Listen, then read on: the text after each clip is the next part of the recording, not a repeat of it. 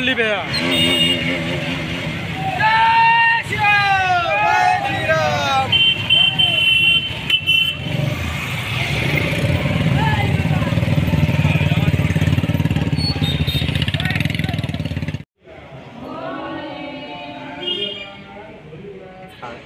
আমাৰ বেদিয়া বাৰোয়াৰি আঞ্চলিক দুৰ্গা পূজা কমিটিৰ তৰফৰ পৰা আজি ভগৱান ৰামৰ যি প্ৰাণ প্ৰতিষ্ঠা দিৱস আমি ইয়াত বিলমালয়েৰে পালন কৰিবলৈ লৈছোঁ। এই উপলক্ষে আমি ৰাতিপুৱাৰ পৰা বন্তি প্ৰজ্বলন কৰি আমি আইটিৰ নামেৰে আৰম্ভ কৰিছোঁ আৰু আমি ভাবোঁ আজি 500 বছৰৰ মূৰত বিষ্ণুৰ অৱতাৰ সপ্তম অৱতাৰ এই ৰামে যি গোটেই ভাৰতবৰ্ষ গোটেই পৃথিৱীতে ৰাম ৰাজ্য প্ৰতিষ্ঠা কৰিছে।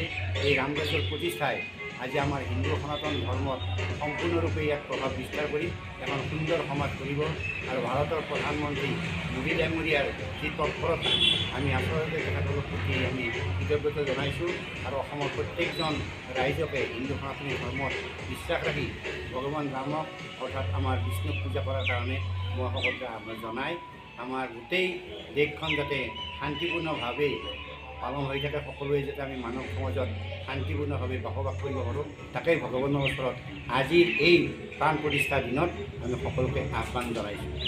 ইতিমধ্যে আমাৰ অলপ আগতে এটা বেদিয়া বাইহাটা চাৰিআলিৰ পৰা এটা আমাৰ সুন্দৰ ৰঙীয়া সমষ্টি কমলপুৰ সমষ্টিৰ লগ হৈ ইতিমধ্যে তুলসীবাৰীলৈ আহিলে ইয়াত প্ৰদৰ্শন কৰি গুচি গ'ল।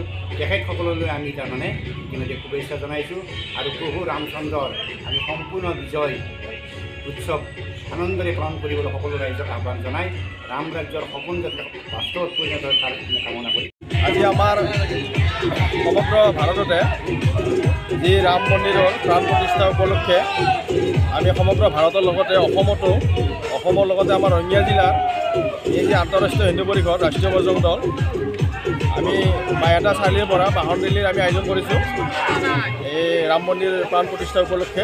গতিকে আমি বাইহাটা চাৰিআলি আমাৰ হনুমান মন্দিৰ এটাৰ পৰা আমি যাত্ৰা কৰিছোঁ। আহি আমি এইখিনিতে আমি বিধিয়া পালোঁ। বিধিয়া আমি দুৰ্গা মন্দিৰত অলপ ইয়াত আমি ৰখিছোঁ। আমাৰ ইয়াত আয়োজনসকলে আমাক অলপ কিবা পানী বিস্কুটৰ কিবা ব্যৱস্থা কৰিছে। গতিকে এইখিনিলৈ আমি এতিয়া ৰঙিয়ালৈকে যাম। ৰঙিয়াৰ পৰা আমি তুলসীবাৰীত আমাৰ অলপ ভোজনৰ ব্যৱস্থা কৰা গৈছে। আমাৰ বাহন ৰেলী আমাৰ মানে তুলসীবাৰীলৈকে যাব। গতিকে আমাৰ এই যি ঐতিহাসিক এটা আমাৰ আজি দিন, গতিকে এই দিনত আমাৰ উৎফুল্লিত হৈছে হিন্দু সমাজৰ ৰাইজে। গতিকে আমি বাহন ৰেলী আয়োজন কৰি আমি তুলসীবাৰীলৈকে আমি যাম।